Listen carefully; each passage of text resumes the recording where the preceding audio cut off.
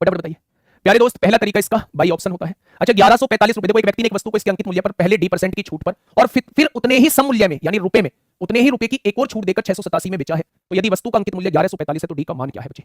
तो पहला तरीका मेरे प्यारे दोस्त हम कोशिश करते हैं, 1145 रुपए अंकित मूल्य था और बेचा कितने में गया है? 687 में बेचा गया है। तो छूट कितने की दे दी? 15 में से 7 गए 8 बचेगा, 13 में से 8 गए 5 बचेगा और 10 में से 6 गए 4। 458 रुपए की ओवरऑल छूट आप लोगों को दी गई है। तो आपने कहा जी बिल्कुल सही बात है।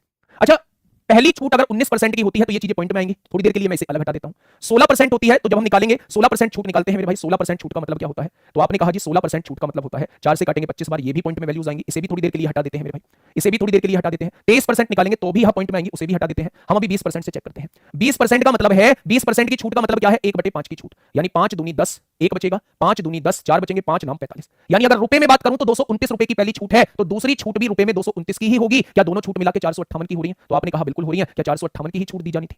क्या 458 की ही छूट दी जानी थी? तो मेरे भाई अगर पहली छूट 258 की हो रही है तो दूसरी छूट भी 258 की ही होगी मेरे प्यारे दोस्त।